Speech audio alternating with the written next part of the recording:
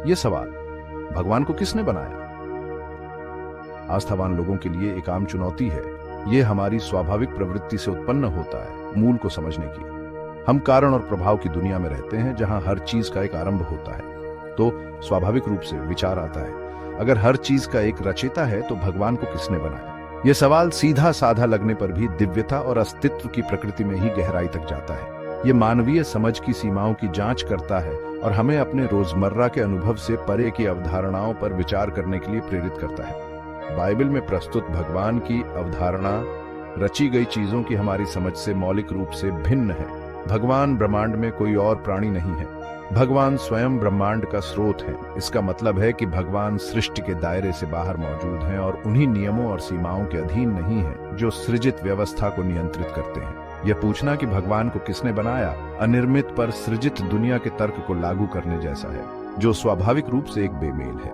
ये पूछने जैसा है कि मौन का रंग क्या है या अनंत का आकार क्या है। रचयिता पर सृष्टि के तर्क को लागू करने की कोशिश एक वैचारिक गतिरोध की ओर ले जाती है। अगर हर चीज को एक रचयिता की जरूरत है और भगवान हर चीज के रचयिता है, तो भगवान को किसने बनाया। अगर हम भगवान के लिए एक और रचयिता मान लेते हैं, तो उस रचयिता को किसने बनाया। पूछताछ की यह पंक्ति रचयिताओं के एक अनंत प्रतिगमन की ओर ले जाती है, जो तार्किक रूप से असंतोषजनक है। ये कोई अंतिम उत्तर नहीं देता है, बल्कि बिना समाधान के प्रश्न को और पीछे धकेल देता है। ये अनंत प्रतिगमन अनंत पर सीमित तर्क को लागू करने की सीमाओं पर प्रकाश डालता है। यह समझना महत्वपूर्ण है कि भगवान को अनिर्मित मानने की अवधारणा प्रश्न से बचने का प्रयास नहीं है। यह एक मान्यता है कि भगवान की प्रकृति हमारे सृजित अनुभव के भीतर किसी भी चीज से मौलिक रूप से भिन्न है। भगवान समय, स्थान या कार्य कारण से उसी तरह बंधे नहीं हैं जैसे हम हैं। भगवान अस्तित्व का आधार है, अस्तित्व का अंतिम स्रोत है, और इसलिए भगवान के मूल के प्रश्न के लिए समझ के एक अलग ढांचे की आवश्यकता होती है। इस ढांचे में हमारी लौकिक और स्थानिक सीमाओं के बाहर किसी चीज के शाश्वत रूप से मौजूद होने की संभावना को स्वीकार करना शामिल है। बाइबल कई अंशों में भगवान के शाश्वत स्वरूप को संबोधित करती है। भजन 90 पद 2 में यह कहता है, पहाड़ उत्पन्न होने से पहले या जब तूने पृथ्वी और जगत को रचा, तब से लेकर युगानुयुग तू ही परमेश्वर है। यह पद ब्रह्मांड की रचना से पहले भगवान के अस्तित्व पर जोर देता है, भगवान के पूर्व अस्तित्व और शाश्वत स्वरूप को उजागर करता है। इस्तेमाल की गई भाषा आरंभ और अंत की बाधाओं से परे एक कालातीत अस्तित्व का सुझाव देती है। भगवान की अनंतता के बारे में बताने वाला एक और अंश प्रकाशित वाक्य 1 पद 8 में मिलता है। मैं अल्फा और ओमेगा हूं, आदि और अंत, प्रभु कहता है, जो है और जो था और जो आने वाला है, सर्वशक्तिमान। यह पद भगवान के कालातीत अस्तित्व को व्यक्त करने के लिए प्रतीकात्मक भाषा का प्रयोग करता है। अल्फा और ओमेगा ग्रीक वर्णमाला के पहले और आखिरी अक्षरों का प्रतिनिधित्व करते हैं, जो पूर्णता और पूरे समय को शामिल करते हैं। भगवान को भूत, वर्तमान और भविष्य में विद्यमान बताया गया है, जो एक शाश्वत प्राणी के विचार को पुष्ट करता है। भगवान के स्व अस्तित्व की अवधारणा पर निर्गमन 3 पद 14 में और जोर दिया गया है, जहां भगवान मूसा को अपना नाम मैं जो हूं सो हूं बताते हैं। यह घोषणा भगवान के अंतर्निहित और आवश्यक अस्तित्व का प्रतीक है। भगवान अस्तित्व के लिए किसी और चीज पर निर्भर नहीं है, बल्कि अपने आप में मौजूद है। यह स्व अस्तित्व भगवान की प्रकृति का एक मुख्य पहलू है और भगवान को सभी सृजित प्राणियों से अलग करता है। ये बाइबल अंश भगवान के शाश्वत स्वरूप को समझने का आधार प्रदान करते हैं। वे भगवान को सृष्टि से पहले विद्यमान, पूरे समय को शामिल करते हुए और स्वविद्यमान बताते हैं। हालांकि इन अवधारणाओं को हमारी सीमित मानवीय समझ के भीतर पूरी तरह से समझना चुनौतीपूर्ण हो सकता है, वे दिव्य की प्रकृति की एक झलक पेश करते हैं और भगवान के मूल के प्रश्न का उत्तर देने के लिए एक रूपरेखा प्रदान करते हैं। वे हमारे लौकिक अनुभव से परे एक वास्तविकता की ओर इशारा करते हैं, शाश्वत अस्तित्व की वास्तविकता।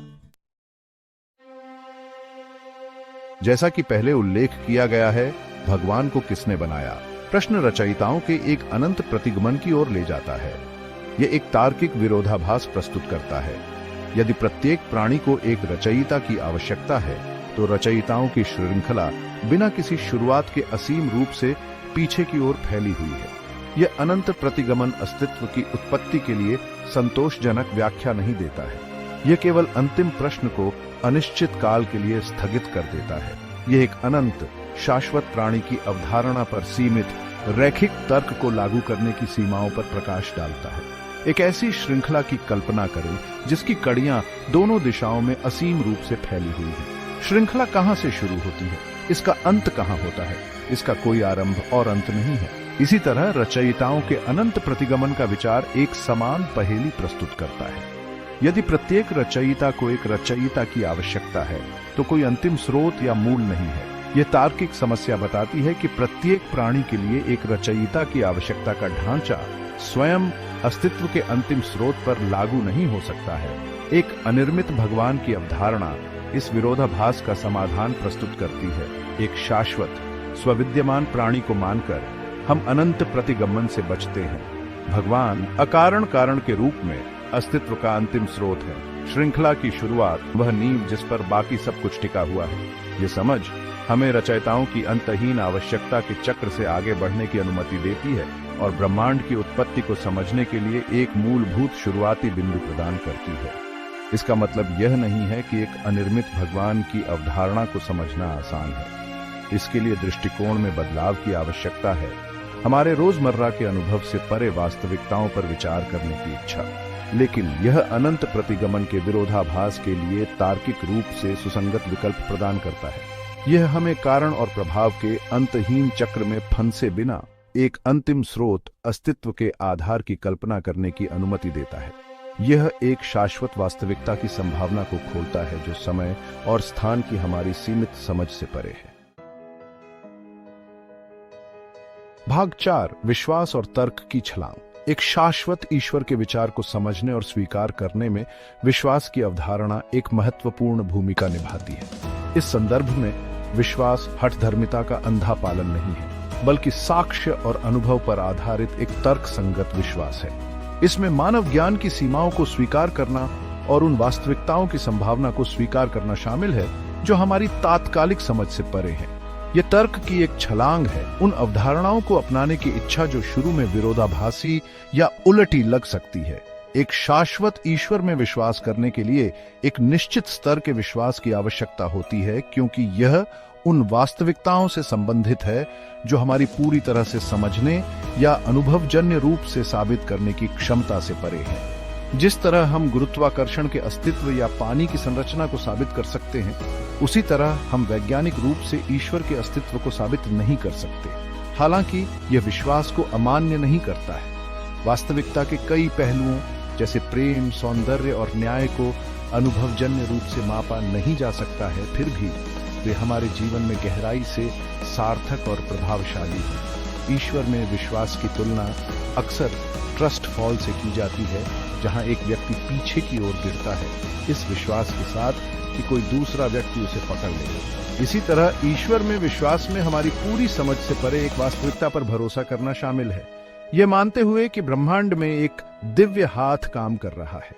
यह विश्वास अंध स्वीकृति पर आधारित नहीं है, बल्कि व्यक्तिगत अनुभव, दार्शनिक तर्क और दूसरों की गवाही के संयोजन पर आधारित है।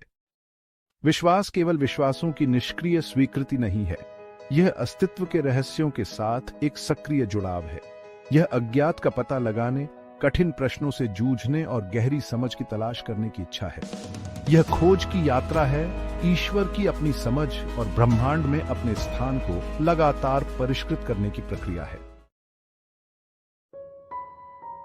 भाग 5 नास्तिकता में विश्वास की छलांग। नास्तिकता, यह विश्वास की कोई ईश्वर नहीं है, के लिए भी विश्वास की छलांग की आवश्यकता होती है, जबकि इसे अक्सर पूरी तरह से तर्क संगत स्थिति के रूप में प्रस्तुत किया जाता है। नास्तिकता भी उन मान्यताओं पर टिकी हुई है जिन्हें निश्चित रूप से सिद्ध नहीं किया जा सकता है। इसके लिए इस विश्वास में विश्वास की आवश्यकता होती है कि भौतिक ब्रह्मांड ही सब कुछ है, कि कोई अलौकिक क्षेत्र नहीं है, और यह कि चेतना केवल भौतिक प्रक्रियाओं का एक उत्पाद है। ये ऐसी धारणाएं हैं जो कुछ के लिए प्रशंसनीय होते हुए भी अनुभवजन्य रूप से सत्यापित नहीं की जा सकती है। नास्तिकता अक्सर अनुपस्थिति के प्रमाण के रूप में प्रमाण की अनुपस्थिति पर निर्भर करती है। हालांकि ईश्वर के अस्तित्व के निश्चित प्रमाण का अभाव आवश्यक रूप से ईश्वर के अनस्तित्व को साबित नहीं करता है। इसका सीधा सा मतलब है कि हमने अभी तक अपनी वर्तमान समझ और विधियों की सीमाओं के भीतर निश्चित प्रमाण नहीं खोजा है। यह कहने जैसा है कि चूंकि हमने समुद्र में मछलियों की सभी प्रजातियों को नहीं पाया है, इसलिए कोई अन्य प्रजातियां मौजूद नहीं हैं। ब्रह्मांड की उत्पत्ति और चेतना का उदय विज्ञान के कुछ सबसे बड़े अनसुलझे रहस्यों में से है।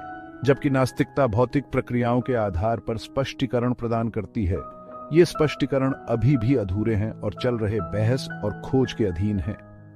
निश्चित रूप से यह दावा करने के लिए कि कोई ईश्वर नहीं है, एक विश्वास की आवश्यकता है कि भविष्य की सभी वैज्ञानिक खोजें अंततः भौतिकवादी विश्व दृष्टि की पुष्टि करेंगी। जिस तरह ईश्वर में विश्वास में हमारी पूरी समझ से परे एक वास्तविकता पर भरोसा करना शामिल है, नास्तिकता में हमारी वर्तमान वैज्ञानिक समझ की पूर्णता पर भरोसा करना शामिल है। इसके लिए विश्वास की आवश्यकता है कि कोई अज्ञात कारक नहीं है, कोई अनदेखी वास्तविकताएं नहीं है जो संभावित रूप से नास्तिक विश्व दृष्टि को चुनौती दे सके। यह इस धारणा पर आधारित विश्वास की छलांग है कि हम वर्तमान में जो जानते हैं वह सब कुछ है। भाग 6, एक शाश्वत ईश्वर का तर्क। एक शाश्वत ईश्वर की अवधारणा पूरी तरह से समझ पाना चुनौतीपूर्ण होते हुए भी ब्रह्मांड के अस्तित्व के लिए तार्किक रूप से सुसंगत व्याख्या प्रदान करती है। यह रचयिताओं के अनंत प्रतिगमन से बचते हुए अंतिम उत्पत्ति के प्रश्न का उत्तर प्रदान करता है।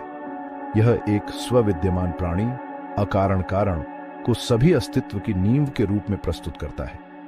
जबकि यह अवधारणा हमारे रोजमर्रा के अनुभव के अनुकूल नहीं हो सकती है, यह ब्रह्मांड की उत्पत्ति और उद्देश्य को समझने के लिए एक सुसंगत ढांचा प्रदान करती है। एक शाश्वत ईश्वर का विचार वैज्ञानिक जांच के महत्व को नकारता नहीं है, बल्कि यह एक व्यापक संदर्भ प्रदान करता है जिसके भीतर वैज्ञानिक खोजों को समझा जा सकता है। विज्ञान ब्रह्मांड के कैसे की पड़ताल करता है, जबकि विश्वास क्यों की पड़ताल करता है। ये दोनों दृष्टिकोण आवश्यक रूप से परस्पर विरोधी नहीं हैं, बल्कि वास्तविकता की अधिक संपूर्ण समझ प्रदान करते हुए एक दूसरे के पूरक हो सकते हैं। एक शाश्वत ईश्वर में विश्वास केवल अंधविश्वास का मामला नहीं है। यह दार्शनिक तर्कों, व्यक्तिगत अनुभवों और पूरे इतिहास में अनगिनत व्यक्तियों की गवाही पर आधारित एक तर्क संगत विश्वास है। यह तर्क की एक छलांग है, एक ऐसी वास्तविकता को अपनाने की इच्छा जो हमारी सीमित मानवीय समझ से परे है। अंततः ईश्वर में विश्वास करना है या नहीं, यह एक व्यक्तिगत प्रश्न है। इसके लिए सावधानी पूर्वक विचार, ईमानदार आत्मनिरीक्षण और जटिल प्रश्नों से जूझने की इच्छा की आवश्यकता होती है। लेकिन उन लोगों के लिए जो एक शाश्वत ईश्वर की संभावना को अपनाते हैं, यह अर्थ, उद्देश्य और आशा की गहरी भावना प्रदान करता है। यह ब्रह्मांड में हमारे स्थान और परमात्मा से हमारे संबंध को समझने के लिए एक रूपरेखा प्रदान करता है।